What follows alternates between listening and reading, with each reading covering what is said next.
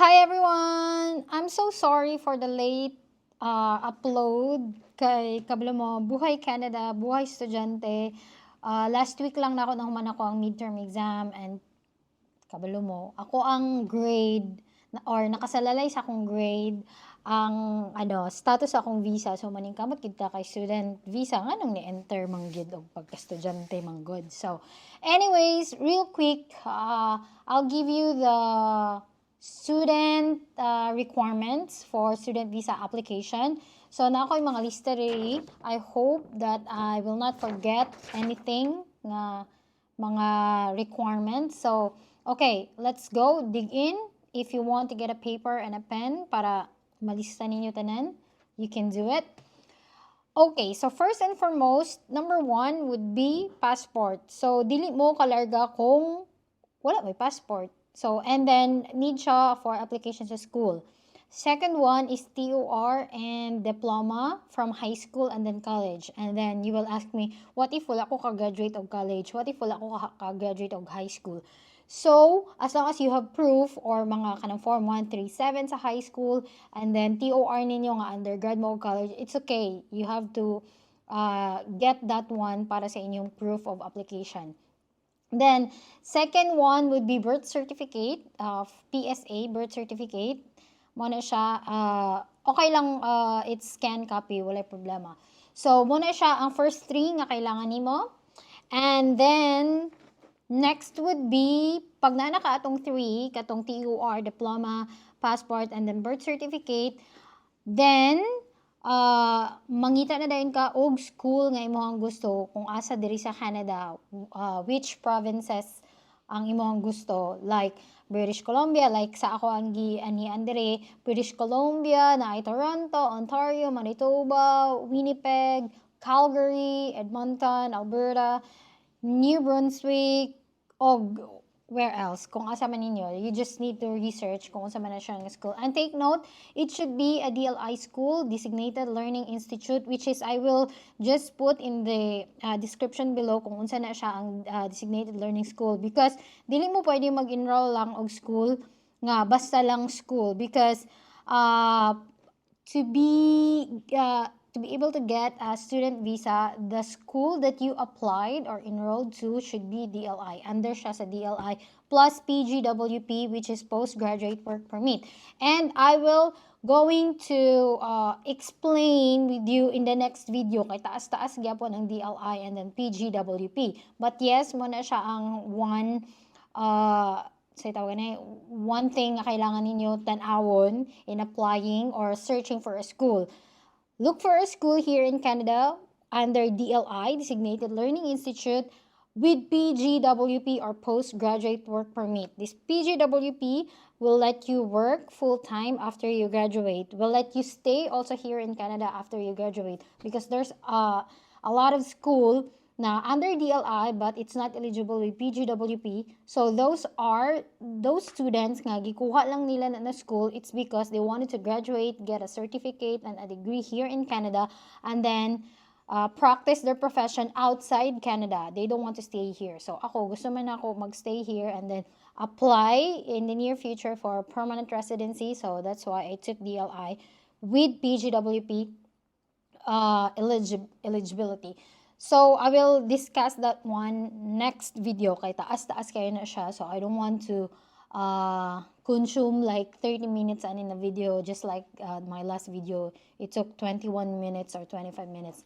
Okay. So, after ninyo makakita og school, you have to fill up those application. Dili na sa paper, but dito na siya sa website sa school. So, kung agency man mo or do it yourself or DIY, so kailangan ninyo basahon og tarong kung unsa man ang ilang requirement. But basically, sure gid ko, kailangan gid og TOR diploma for high school and college, and then your passport copy.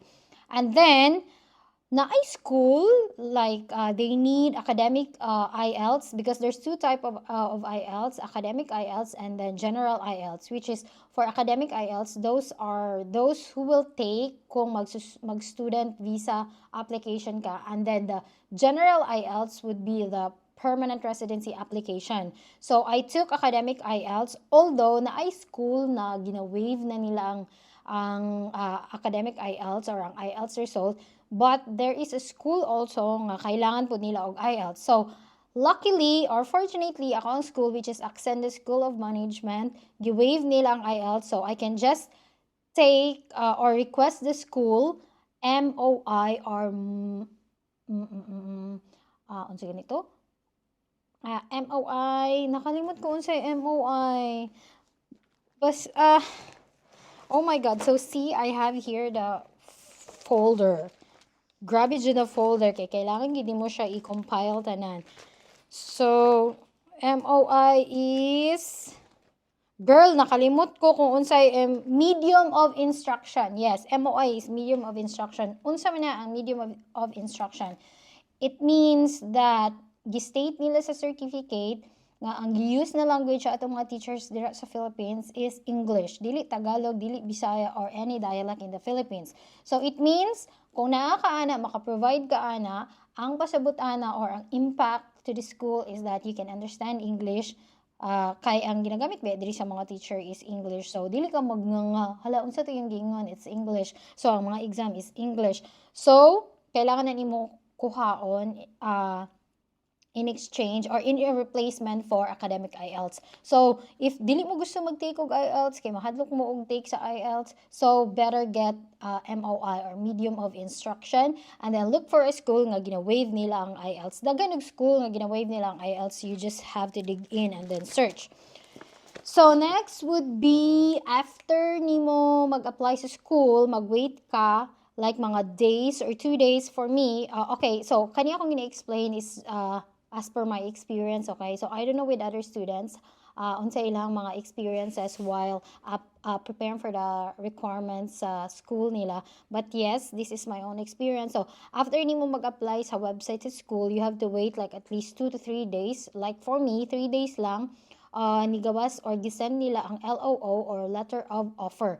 So it means na acknowledge ni sa school ang imuhang application, then na-acknowledge nila or gi-inform kanila nga ang imuhang course nga kuhaon is available sa month nga imuhang gipili because there's 4 intake diri sa Canada, which is winter intake, spring intake, fall intake, and then summer.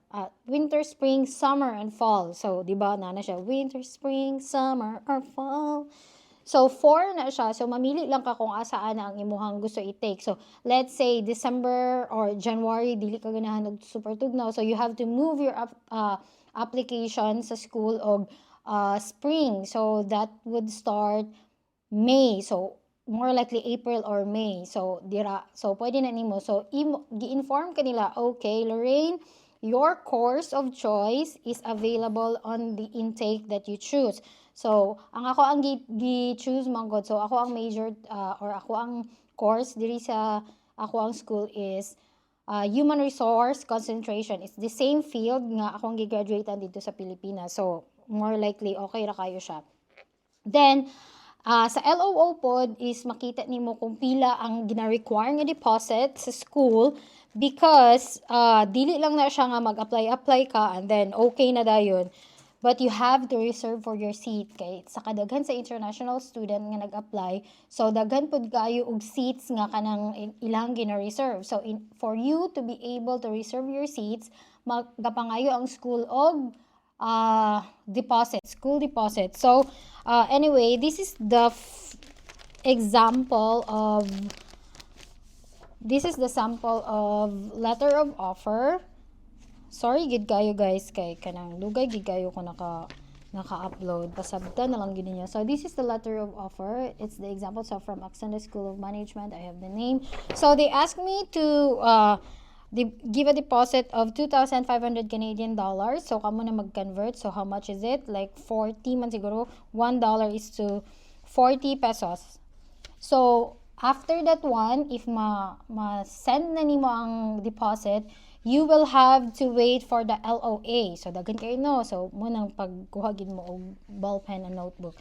So, what's inside of LOA? LOA means Letter of Acceptance. Yay!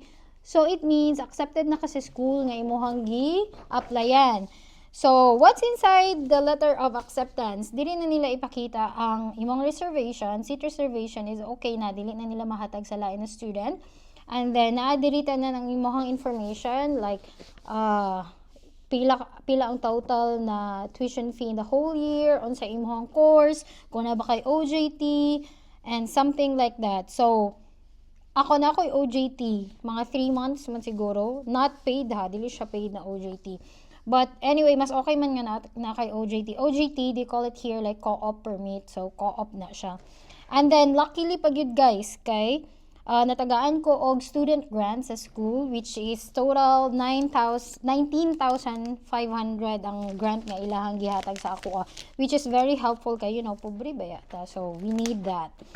So after LOA, diya na dayon magsugod ang tanan kay mag-apply na dayon mo sa Canadian website or sa IRCC website sa student visa. But before that, kailangan mo og a lot of requirement. Dun, dun, dun, dun. So, okay. LOI, after LOI, I suggest you get the NBI. So, kailangan, kung nagplano mo og apply na og student visa, kailangan ninyo og NBI. Pero dapat, masubmit na ninyo ang NBI sa Canadian Embassy or sa immigration officer 6 months before ninyo gikuha. Kay after 6 months, dili na nila dawaton. Kailangan mo nila i-check if in the span of 6 months, na ba kayo nahimo nga krimen or whatever. So, importante kayo kay gamitan na nila sa background check. So, let's say, naa kay kaso before niya, wala nimo gi-declare sa imong SOP. We call it SOP. So, di ba, ni anak ko sa last video nga, kailangan nimo siya i-state dito kung unsa imong purpose of visit. So, dapat i-declare nimo kung naman kay case na na-dismiss or ongoing, kay makita mong gud gyapon nila. So, it's a big no-no if dili mo honest sa imong SOP. So, second one, so NBI na to, then sunod, dili day second, I don't know, ikapila na ni, but yes, 6 months bank statement. Pero guys, dapat na ay sulod inyong bank account. So, unsaon man na ninyong maghatag mo bank statement, tapos wala man day. So, as I've told you, pag save yun mo, kay tanaw nila ang imuhang financial capacity, kung kaya ba ninyo ang mga expenses here sa Canada as a student, plus ang mga renta ninyo, ang food ninyo, and everything. The student na bank certificate lang, wala na sila nagkuhag 6 months bank statement.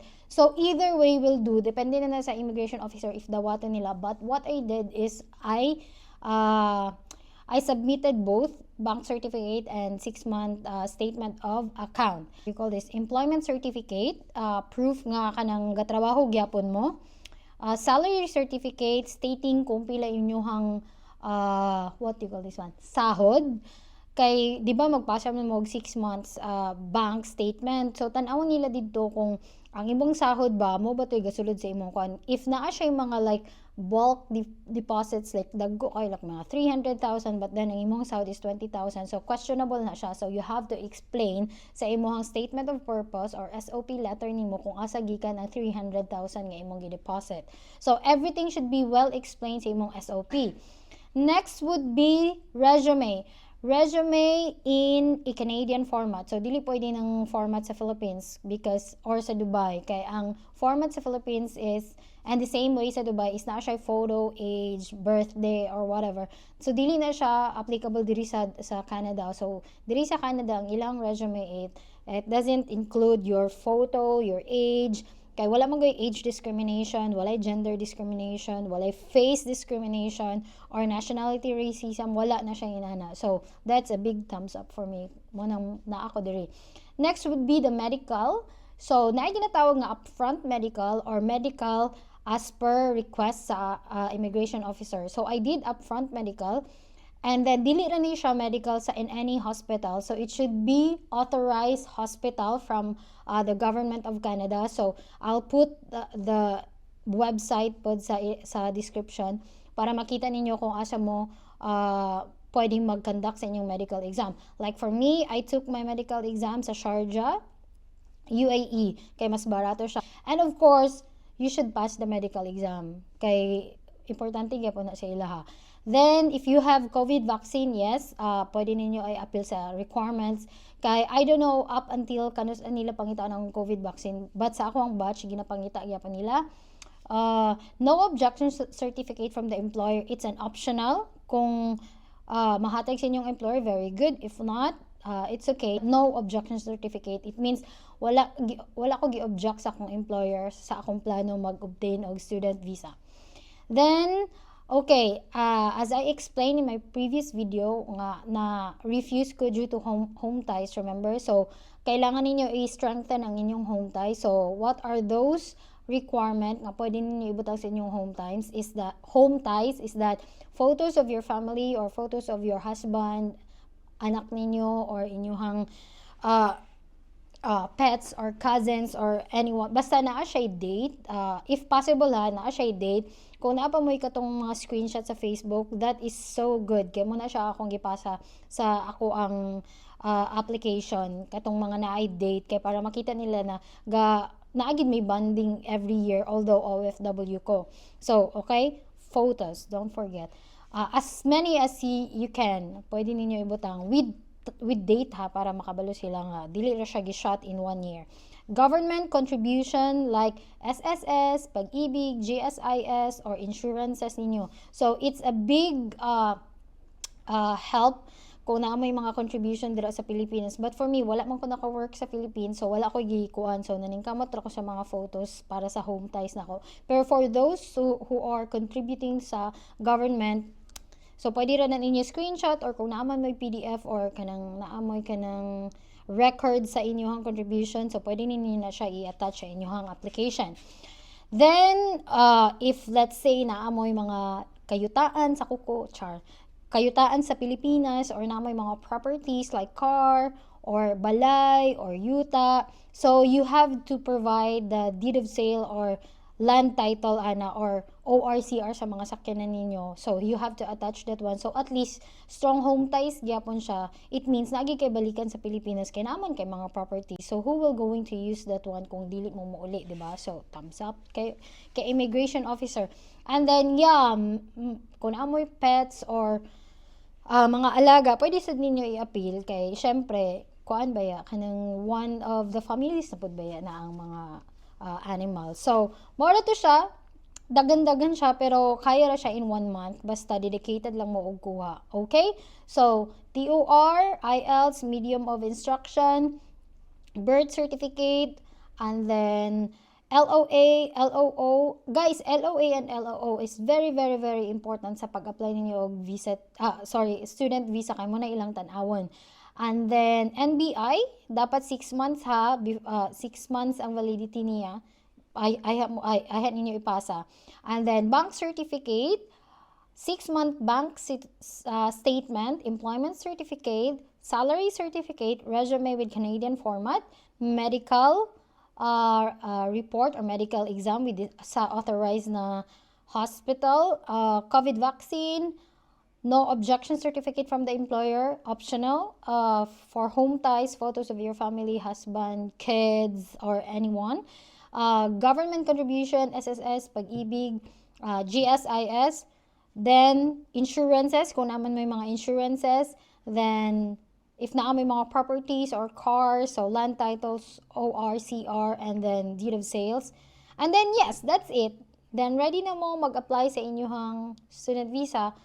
Okay, then next video, I'll explain what is DLI and PGWP or ang PR application requirement. Alright, thank you, bye!